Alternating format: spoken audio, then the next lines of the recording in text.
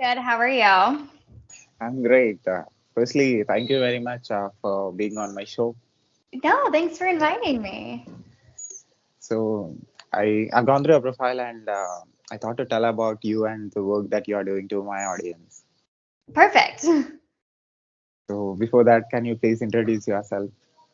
Yeah, I'm Kaila Olin. I'm from Seattle, Washington, and I'm 27 years old. No, I turned 27 in like 4 days, so I just feel old already. So, I can see you are a blogger. I can see you wrote a lot of articles, sports articles. As a sportsman, I'm a cricketer in India, in South India. I played for state and national level tournaments here. Oh, amazing. Yeah. So I cover the University of Washington Huskies for football, basketball, softball, baseball. I do all those sports. And I also officiate high school football here in the state of Washington. And I was the first female ever in our state to do one of those championship games. So definitely do a lot of sports coverage, that's for sure. I can also see you are a marketing director. Yes, I am a marketing director for this documentary on a legendary college football coach. And so do a lot of promoting for that, helped kind of sell it to a publishing company while they can go ahead and put it in production, and then created the initial website and a teaser video for it and everything like that. So it's been super fun. So, what made you to come into this? What is your motivation? Yeah, I've always liked kind of a business side of things, and I've always loved sports. And so when I first went to college, I went to college to be a sports agent to kind of negotiate athlete contracts and their teams and years and everything like that. And then I became really good friends with a lot of the players, with soccer, basketball, football, and everything like that, and got to hear a lot of their stories and kind of a lot more about them, where they're from. And so I went away from that kind of marketing and the journalism side of things in terms of telling their stories and talking about them and where they come from and how they grew up. And then also that kind of led towards being a marketing director for this documentary for that legendary coach. And it's kind of just been something I've been doing ever since. What is your motivation to come into this? Yeah. When I first went to college, I wanted to be a sports agent to kind of negotiate their contracts for how long, their money, where they wanted to go if they had a preference. And then when I just became really good friends with a lot of soccer, football, basketball, baseball players, I got to learn a lot more about their personal lives and where they're from and why they love their sport, and just a lot more that you don't get to see when they're not on the field, which is why I changed my major from business to more of a journalism and marketing. And so I've kind of just been doing it ever since, because a lot of people have great stories that don't get told because they have the spotlight for scoring goals or making baskets or winning championships, and a lot of people don't take the time or get to know really a lot of these really cool things about them or their nonprofits that they have. And so I really wanted to kind of drive that, because instead of just bad publicity that we always see, the good publicity that actually makes them humans like all of us. It's an amazing thought. So, by listening to a lot of stories, the behind the scenes, so what you understood? Yeah, it's pretty crazy just because you get to know them on a lot of a personal level. I got to interview a high school kid who's trying to make it in college and football, about how he was adopted by two moms and his nickname is Big Mac because they picked him up from the adoption agency in the parking lot of McDonald's. And so you just get to learn about so much stuff and hear kind of the behind the scenes of how they're training and actually where they all came from. it makes it really fun. So analyzing and understanding it and putting it in a form so that people can understand what exactly you're trying to say. It is not an easy job. So why you picked this? I love the challenge too.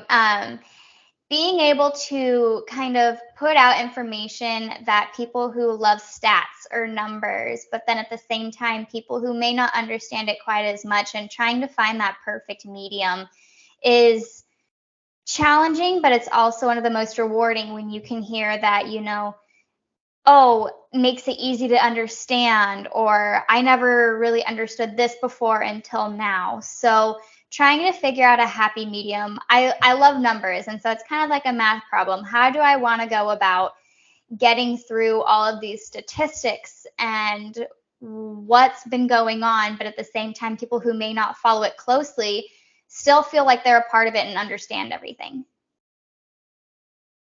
What is your education background?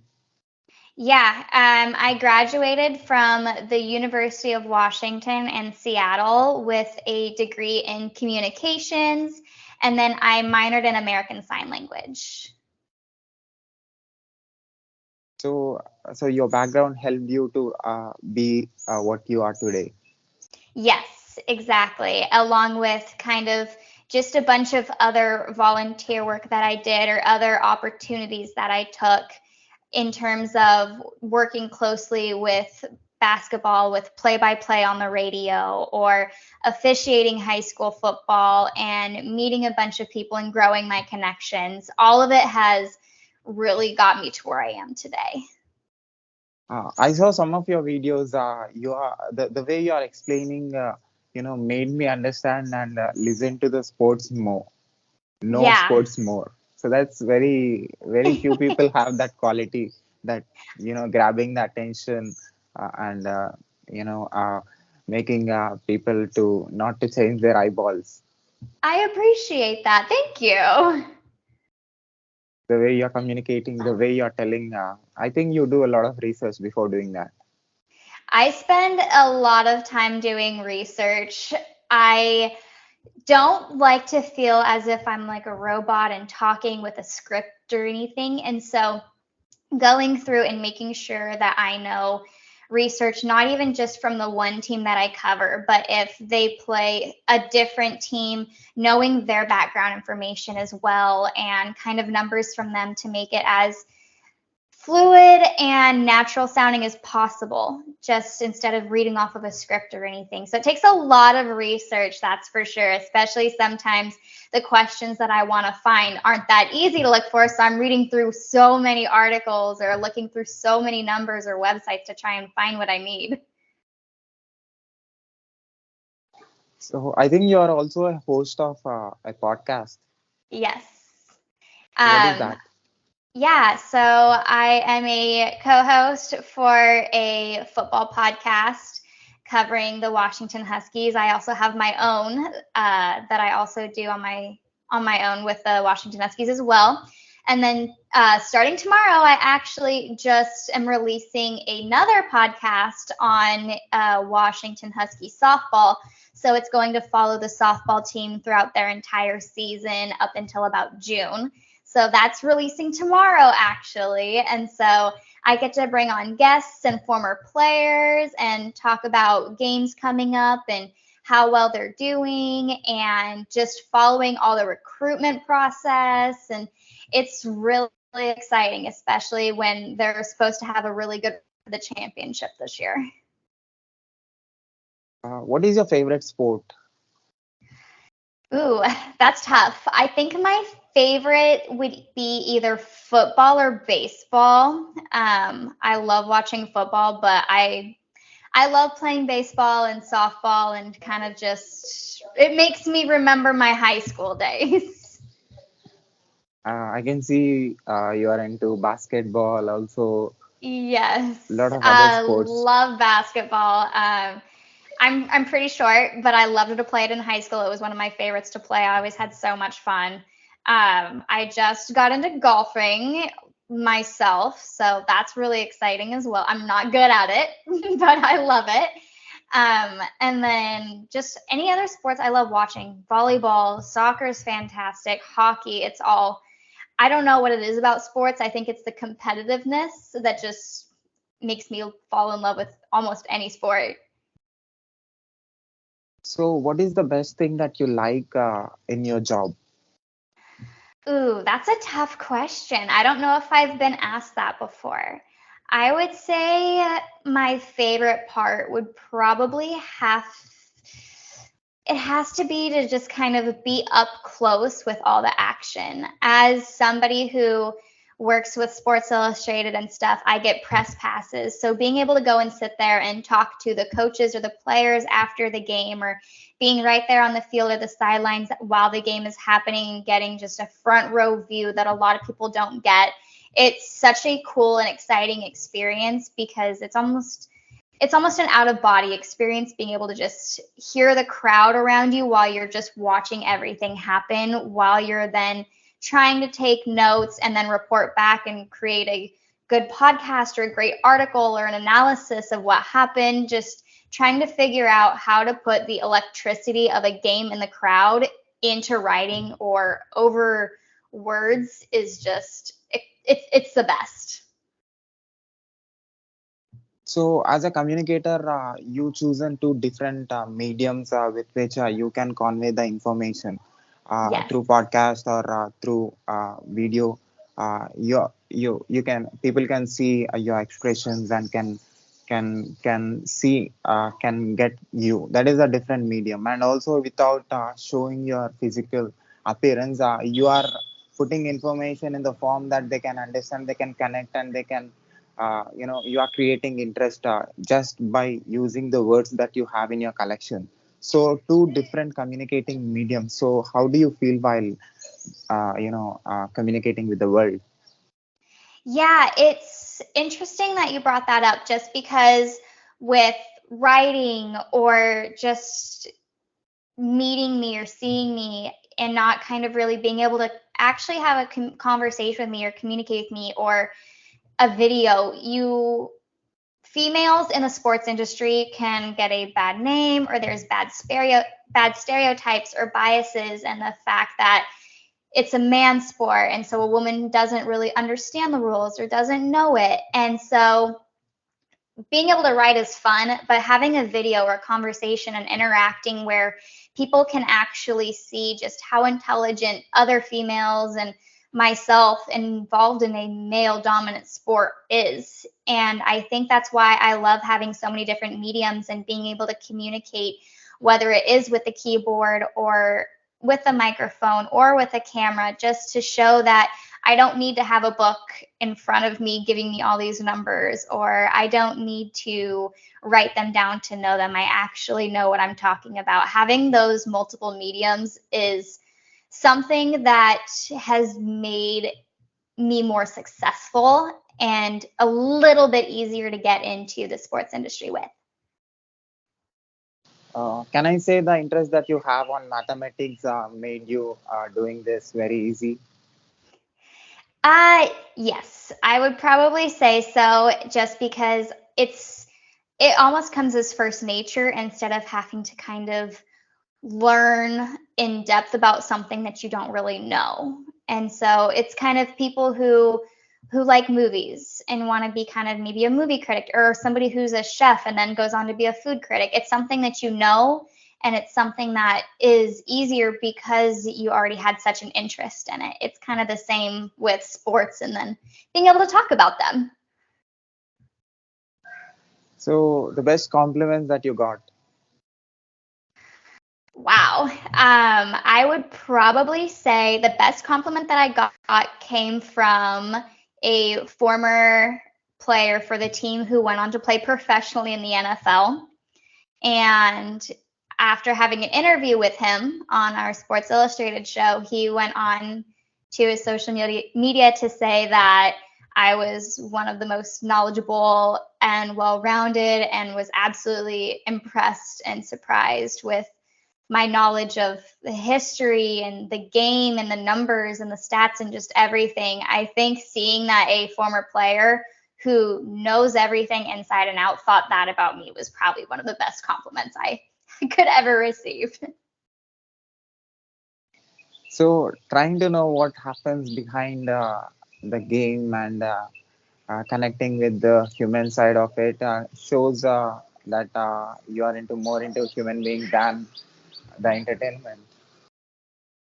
Exactly. And that's why I decided to switch from being a sports agent with a business degree, somebody who profits off of an athlete's contract, and being able to have more of a personable, communicative relationship with them just means way more to me than the kind of money that a sports agent can bring in.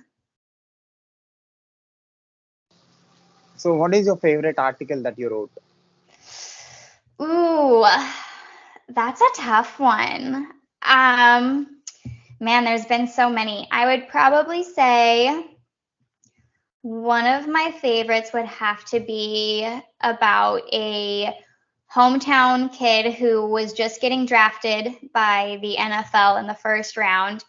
And during all of this time, he was volunteering at this children's hospital when he found out about a high school kid that became paralyzed from a cancer. And all this kid wanted to do was play football, but he couldn't anymore. And so this NFL draft prospect who is now playing with the Atlanta Falcons, he brought his entire team to his room, got a team to sign a football and a jersey and a helmet and give it to him, and then surprise him and help him stand up and walk across the field. It was one of the most heartfelt, tear-jerking stories ever, but it's one of those things that he didn't do with a bunch of cameras around. He did it because his family had gone through a lot and he had gone through a lot growing up, so he knew what that felt like. And so because he didn't put it all over social media, nobody just knew what he was doing with his time outside of football. And being able to share that story and how big of a difference he made in this kid's life was probably one of the most rewarding and one of my favorite articles I've gotten to do. Are you able to put exactly what is happening in front of your eyes and that you are hearing with your ears? Yes, it can be a little bit difficult too sometimes, just because you want to be as professional as possible, and it's hard when I graduated from the college that I cover. So trying to be as unbiased and as professional and straightforward as possible can be challenging sometimes when your eyes see one thing and your heart feels another, but then you also have to remember to kind of make sure that you're putting it down as neutral as possible. So, like you said, you love to listen to the stories of the players who are playing in the ground. So, have you changed the way you communicate, or have you changed the way you're conveying the information or the message or the game through you? Have you changed, the way you communicate or the way you tell to the world after listening to the background? Yeah, I think that I go about those stories a little bit differently. At that point, it's not me being a journalist or somebody who is writing an article to get people to read it. It becomes me trying to use their words as if they were writing it about themselves. They're not going to sit there and say, I did this, I did that, I did this, I did that. I try and tell it through their eyes in those kind of specific cases, just because I want to make it as authentic as possible, as genuine as possible, and I want to really do their story justice. And so I take a lot more time with those types of things for that reason. So that's kind of how I alter how I write or talk about those situations. I can see you have a unique quality with which you are attracting the world with the sports knowledge that you have. So, what is that? Yeah, it's been something that has definitely been a work in progress, trying to get people to trust my knowledge of situations. I've definitely had comments just she doesn't belong there because she never played the game of football, but I did play sports growing up. I played baseball, I played basketball, I played softball. I did all those things, and trying to communicate that or get people to believe and trust that I do know what I'm talking about and I have earned my way to where I am has been something that has been an ongoing process and will continue to be an ongoing process. So, as a human being, how this helped you, your job, your present job, the communication style that you have, the words that you pick in order to explain the situation or the condition or the game intensity. So, how that helped, all that experience helped you being a human being? I would say it's helped me because it's also made me choose my words carefully as well in my everyday life and just how I just talk to others, whether it's just a friend over text or my sister if we're having a disagreement or a significant other. I try to choose my words a lot more carefully. I try to see where they're coming from while also articulating how I'm feeling and where I'm coming from so that all sides can be shared and heard, and to not just automatically assume that they know what I'm talking about. So if I'm feeling a certain way, I can't assume that somebody understands just based off of a few words, but that I actually need to communicate how I am feeling and then just being more open to hearing just everything and hearing all sides before actually jumping to conclusions about anything. So it's definitely made me a better communicator in my personal life as well. You are explaining different sports. How you are able to shift your mind from one sport to other sport? It's so hard sometimes. There'll be times where I'll say something, I'll be like, oh, I said field, but I didn't mean field. I meant a court or I meant something else. A lot of the times I'll make references too. Like I'll say that she's so versatile in playing multiple positions. It's like being a basketball player who has to be good at shooting but also has to be good at defense. I like to use things that draw it all together. So maybe if somebody who's just learning one of the sports or kind of not really sure, being able to pull in other comparisons or similarities to different ones, it's hard to keep them separated, but sometimes I can get lucky and use one reference for another. Yeah, because different sports have different rules, different ways of putting out. Exactly. And so sometimes it's just, I know what I'm talking about. It takes me a few tries to be able to talk about the sport that I'm trying to say. I'll get there eventually. And especially if I haven't had coffee yet, it's all sorts of crazy. So I'm sure before coming into this job, you might also have saw people who are doing what you are doing now, right? How they are doing, how they are presenting the information. So what is the difference that you observed, and uh, what is that quality that you didn't find in anybody that you have? The mentors that I've had have all been males just because that's the world that it is. And so I've come up watching them and how they go about things and how they talk to people and interact with people and their knowledge for everything. And they're amazing at their job, but I can't do the same. I can't do it the same way. I can't just walk up to somebody and expect them to trust that I'm knowledgeable. And so being able to build a rapport first, because an impression is made in the first 5 to 10 seconds, and it takes a long, long, long time to change that first impression. And so going in a little bit more professionally, or instead of just assuming that they respect me, just earning that respect quickly and adjusting that is how I've had to change things.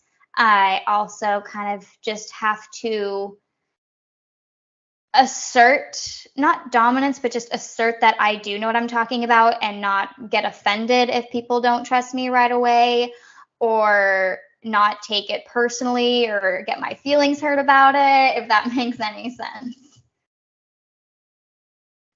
So humans are three different types. They absorb information in three different mediums. You are into all three. So Yeah. how you are able to be successful in these three different uh, conveying information mediums? Yeah, I've always liked writing, so writing's always come easy for me. I think that's how I'm successful with it. Is I I like to write. I think it's nice to put thoughts down because you can have a more flowing and sentence wise to read compared to talking with somebody. You're not going to talk with somebody with how you read something or how you write something. And so the writing has always come easy for me. I've been good at it. But in terms of communicating, it's it's nice to have a conversation, and it's nice to hear the different fluctuation in my voice when I'm excited about something, or if I'm upset about something or annoyed. You get to then hear that. And going through college and having my degree in communications, being able to really work on how I am coming across with others with those different mediums, whether it is audio only or video, because I like to talk with my hands a little bit, and I don't sit still, as you can probably see. Being able to just work on all three and trying to keep them as separate as possible has been something that's been challenging, but really fun. So which audience uh, connected with you more? I would probably say video, just because, again, it's not me reading off of a script. I get to actually show you that I know what it is without reading off of it. I get to, a lot of the times with video, be face to face, or you can see if I find something funny or if I'm laughing. And that one's been the most received as well, especially when we have live shows with Sports Illustrated and people can tune in and watch the live shows. They get to it's a lot more casual and comfortable, and it's a little bit more relaxed instead of trying to be very, very precise with everything. You get to just have a little bit more fun, and I like fun. In the beginning, you said that you like questioning. So how that quality developed in you, and how that helped you in your personal growth? Yeah, it's really helped me just because I am such a people pleaser. And if I'm not competing with somebody, I'm competing with myself. I always want to do one better. And so the competition to succeed in a tough market, or to get people to listen to me and to get people to agree with what I'm saying or to see my side of things, or if I guess I think people having one idea and me being like, no, but wait, listen, here, how about this? That's a little competition on its own. And so the drive to succeed when a lot of people doubt me or question me or don't think I belong, that's my competition, and that's what fuels me and my fire. So how you take feedback? I love feedback. Feedback is great because I don't like hearing myself talk. I don't know about you. I hate hearing myself talk. I don't like to go back and listen to my own podcasts or watch my own videos. My dad loves doing that. And so I'm like, okay, dad, or my mentors, I'm like, you listen, you tell me what I need to do because I cannot stand listening to myself talk. And so there's things that I may say that I've been called out on by my dad. I always used to say, you know, And my dad was like, no, we don't know. That's why you're telling us. And it's like, thank you for that feedback because that is accurate. And I never would have known because I cannot get myself to listen. So I'm sure in this job, being in three different mediums, you understood the power of word. Yes. Yes. Um, Words, I'm a big believer in words can mean so much, actions can mean a lot more, but at the same time words speak louder when you cannot show.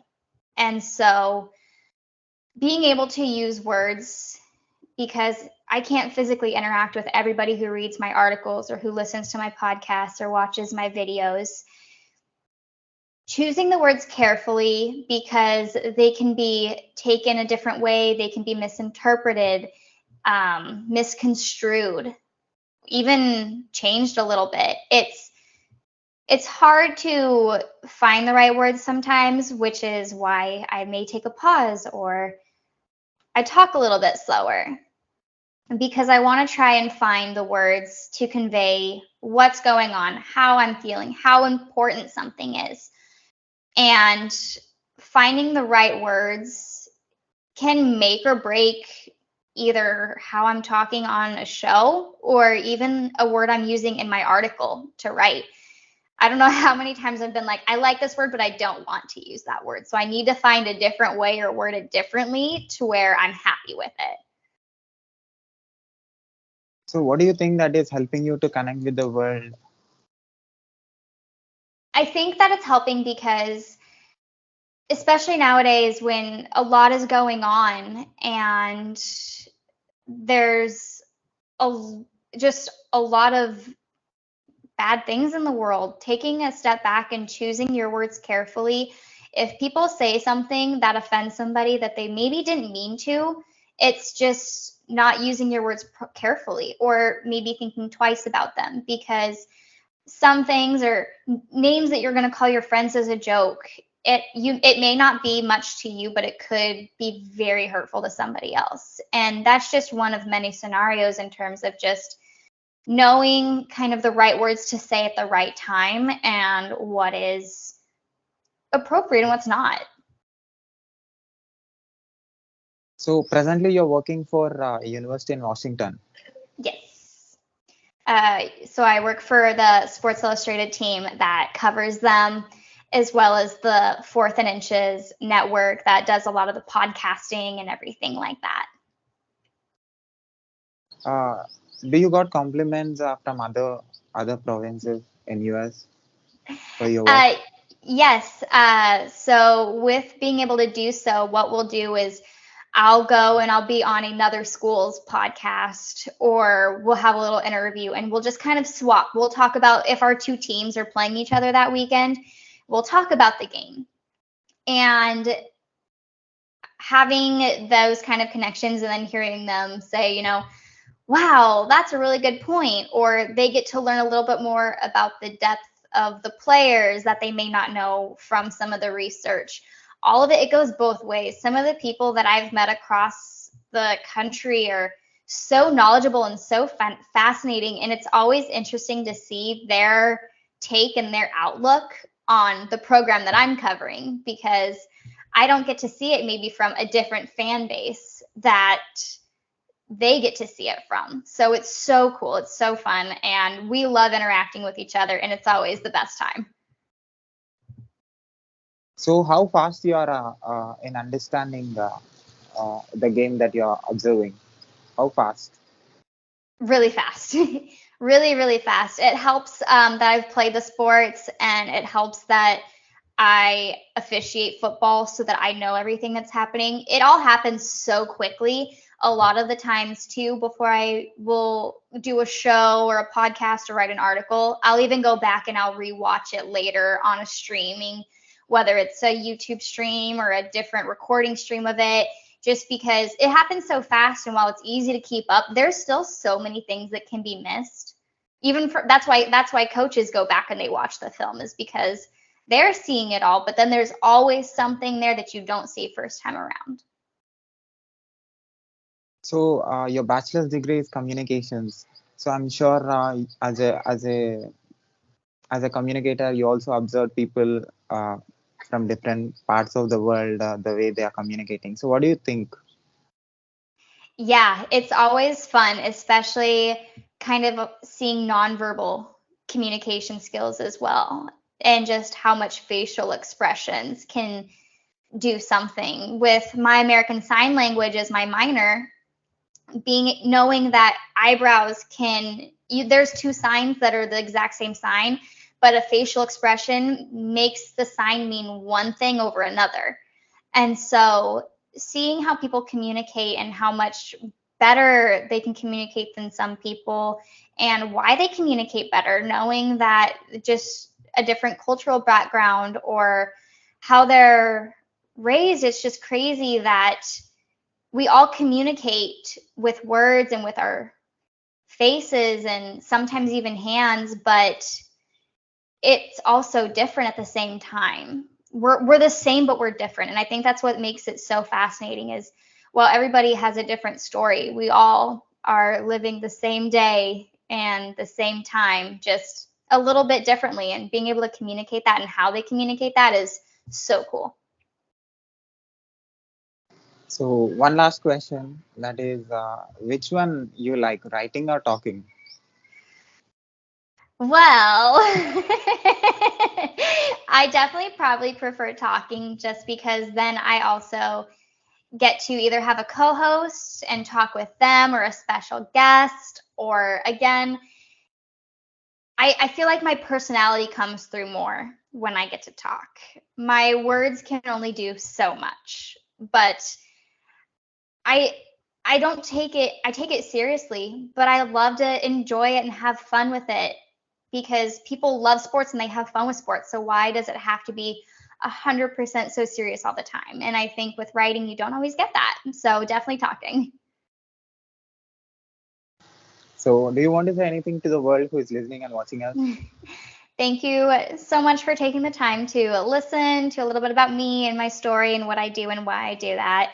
And make sure you're giving him a subscribe, a like, and a fun little comment there. And I hopefully get to reconnect again with all of you listening soon. So my messages are always open. I love to talk, clearly.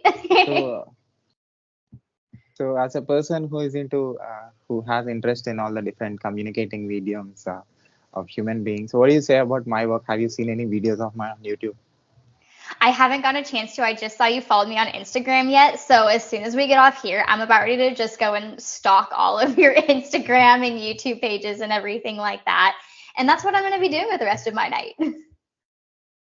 I'm sure you feel very happy to be on my show after watching my videos or my podcast or the work that you did. Because as a communicator, I did masters in software engineering and bachelor's in computer science and engineering. Oh, My you're background smart, is smart. You are smart, smart. so I got this. I was curious about what different people from different parts of the world are thinking and what they are doing. I take interviews of different country people who are into different professions.